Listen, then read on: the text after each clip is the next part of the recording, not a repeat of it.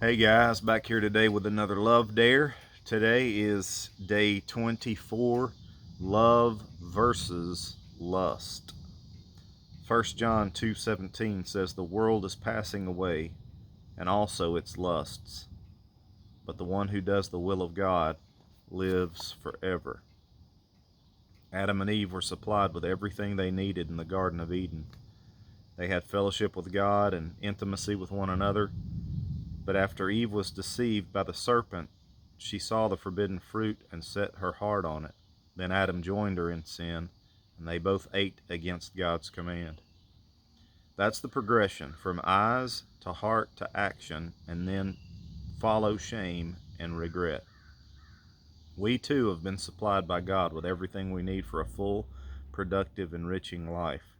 Jesus promised that our material needs for food and clothing would always be provided to God's children. And the Bible goes on to say that we should be content with these. God's blessings, however, go so far beyond fundamental needs. He richly lavishes his love, spirit, and word upon us. Yet, like Adam and Eve, we still want more, so we set our eyes and hearts on seeking worldly pleasure. We try to meet legitimate needs in illegitimate ways. For many, it's seeking sexual fulfillment in another person or in pornographic images designed to feel like a real person. We look, stare, and fantasize. We try to be discreet but barely turn our eyes away. And once our eyes are captured by curiosity, our hearts become entangled. Then we act on our lust. We can also lust after money, possessions, power, or prideful ambition. We see what others have and we want it. Our hearts are deceived into saying, I could be happy if I only had this. And then we make the decision to go after it. But those who want to get rich fall into temptation and snare and many foolish and harmful desires which plunge men into ruin and destruction. Lust is in opposition to love. Instead of being grateful for what God has given us, we set our hearts on something outside the boundaries of His provision. Lust makes good things that we don't own into the objects of our future happiness instead of God. And for a believer, it's a step out of the fellowship with God. That's because every potential target of lust, whether it's a young coworker, a film actress, a $500,000 house, or a sports car, can become an obsession, an idol in your heart. Lust always relentlessly wants more. What is the source of the wars and the fights among you? Don't they come from the cravings that are at war within you? Regardless of how amazing or appealing your spouse is, lust will make you dissatisfied with them. Lust fuels anger, numbs hearts, and destroys marriages. Rather than fullness, it leads to emptiness. It's time to expose lust for what it really is, a misguided thirst for satisfaction that only God can fulfill. Lust is like a warning light on the dashboard of your heart, alerting you to the fact that you're not allowing God's love to fill you. When your eyes and heart are on Him, your actions will lead you to lasting joy, not to endless cycles of regret and condemnation. His divine power has granted to us everything pertaining to life and godliness, through the true knowledge of Him who called us by His own glory and excellence. For by these He has granted to us His precious and magnificent promises, so that by them you may become partakers of the divine nature, having escaped the corruption that is in the world by lust. God isn't asking you to give up your lusts for nothing, leaving you with no comfort or adventure to take their place. He's not denying you pleasure, just redirecting you away from sinful and unsatisfying things to the pure and greater pleasures found in Him and what He provides. He wants you to discover that nothing truly satisfies like Jesus. What has been enticing and luring your eyes and heart away? What things in this world are you longing for as your next source of fulfillment? Can you admit you don't need them? Are you tired of being lied to by lust? Are you fed up with unbelieving? Are you fed up with believing that forbidden pleasures are able to keep you happy and content when you know they can't? Then begin setting your heart back on God and partake of the feast of His Word. Let His promises of peace and freedom work their way into your heart. Confess any lust in your heart as sin and allow the guilt and shame that weighs on you to be replaced by the joy of His forgiveness. Daily receive the unconditional love He has already proven to you through the cross.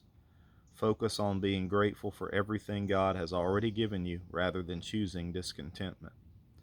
You'll find yourself so full on what He provides, you won't be hungry anymore for the junk food of lust. And while you're at it, set your eyes and heart on your spouse again.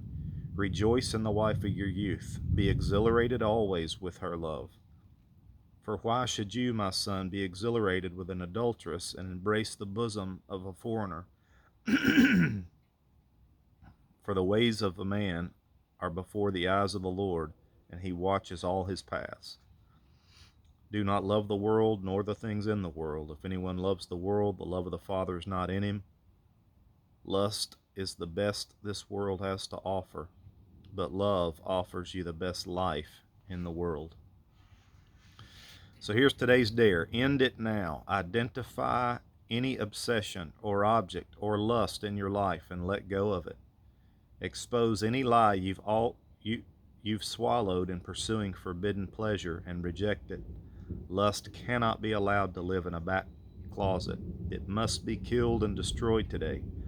Focus on thanking God that He and what He provides can satisfy you and meet all your needs. That's some good advice. Let me add something to that. When I was younger, I would, take that Bible verse that says, capture all your thoughts, and that's what the Bible teaches to do, to capture your thoughts. And I found I couldn't do that. My mind was going a million different directions, and I just wasn't able to capture anything. It felt like it was greater than me. And so the older I got, I started implementing some practices. And my word there is don't give up. It does get better. You begin to get control of the traffic in your mind as you really work these principles and as you work this thing out. Because to not work at it is that's hell and misery. So you've got to just have hope, let God's grace work, and add things to your life that are going to help you begin to get a handle on the thoughts that are going through your mind. But a lot of those thoughts are more on a subconscious level. The bigger part of your brain is the subconscious. You're only consciously aware of what they say, 5 or 10%. And so that's not a whole lot. So in other words, you got a whole lot of traffic going on in here and here that you're really not aware of. And so adding some practices in, like meditation. Meditation is a word that scares a lot of Christians, especially the more fundamental you were raised in the faith.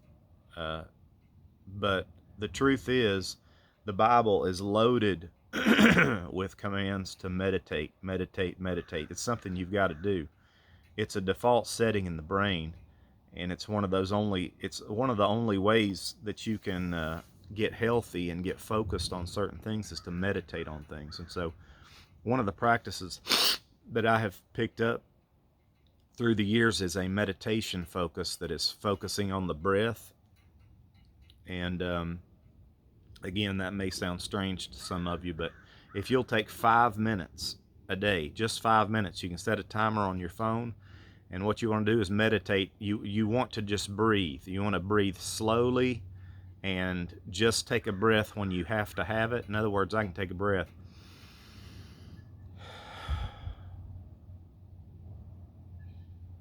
Then I can sit there a while. And then when I feel like I've got to breathe again, I can breathe again. That's what you want to do. And so what you're doing is you're breathing in such a way that you close your eyes and you're breathing in and out and you're focusing on that breath. And then you just wait. You wait till the next breath needs to come, and you breathe in and out and you focus on that breath. Now you can let your mind kind of wander in between the breaths, but the breath brings you back to this present moment that you're breathing in at this moment, and I'm breathing in right now, and I'm breathing out right now, and you're recognizing the presence of the Lord. And it helps also to think about Genesis 2:7, which says that God formed the man and breathed into his nostrils the breath of life, and man became a living soul. And so you can think about that. You can think about every breath I'm breathing is a breath given by God for purpose, for my life.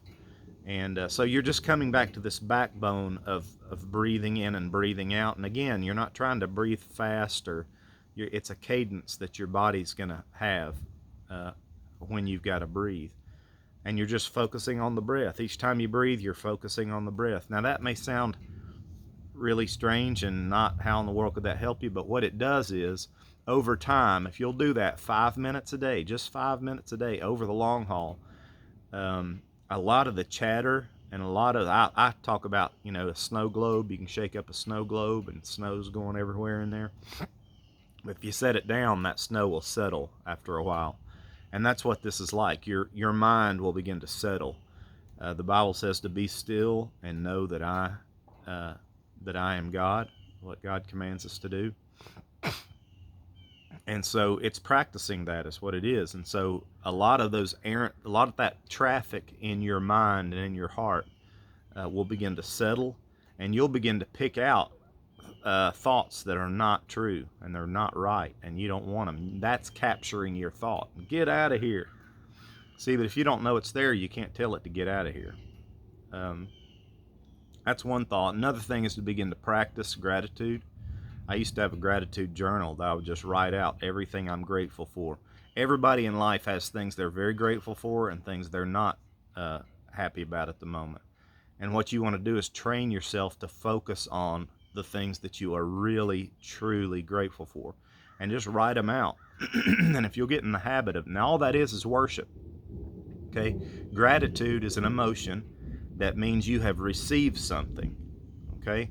And because you have received something, you're grateful for it, and you want to focus on that in a big way. Make a big deal out of it and practice it, because the more you stay in that state of gratitude, which is a state of worship, which means I'm receiving something from God and I'm grateful to Him for it, the longer you stay in that emotional state, that means you're staying in a receivership mode, which means you can keep getting more and more. We typically just attract to ourselves whatever state we're in most of the time. If you stay in this bitter, angry, frustrated, emotional state most of the day, guess what you're attracting to yourself? More things that are going to be highlighted to you that you can be frustrated about, angry about, and bitter about. It's just the way it works. We're that powerful a being. We're created in God's image. So you got to really take seriously the type of state that you are in most of the time. And when you know you're out of the wrong state, you better worship your way back into gratitude and being grateful and highlighting the good. Because that's what you're going to get more of. You're going to attract it. And you're going to see the good. People who are considered to be lucky, which I don't believe in that, but people who are considered to be lucky, like good things happen to all the time, that's what they think. They believe good things are going to happen to them all the time. They really believe that. And that faith, through practice, they've just lived that way so long, it's the way they just look for the best. They're looking for the break. They're looking for the little lucky this or that, and it happens to them. So you got to take control of your self. And so to live out this truth, not only do you want to identify some of these things that might be taking from you, but you've got to be implementing some new things that are going to bring about a change. So you may just stay stuck, because ultimately we're in control. We are responsible for this incredible creation, this heart, this mind, this life. We're image bearers. That means we're powerful potential. So it's a great Love Dare today. Hope you guys are blessed. Bless your marriages. Praying for you guys and believing for some awesome things for you. Be grateful today and kick out the lust out of your life. It's all a bunch of lies. Bless you and talk to you soon. Bye-bye.